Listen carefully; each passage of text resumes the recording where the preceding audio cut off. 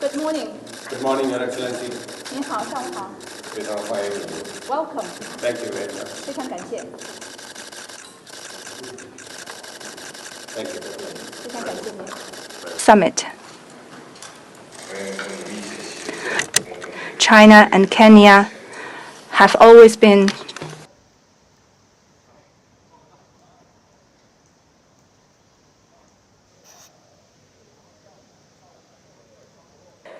Recently, we just held the third plenary session of the 20th CPC Central Committee, laying out a strategic plan for comprehensively deepening reform to advance Chinese modernization.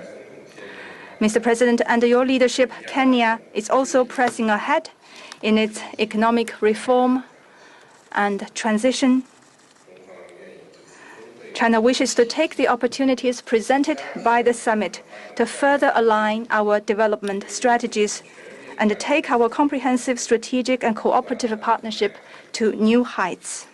And I want to thank you for the conclusion of the program on Kenya's rural roads,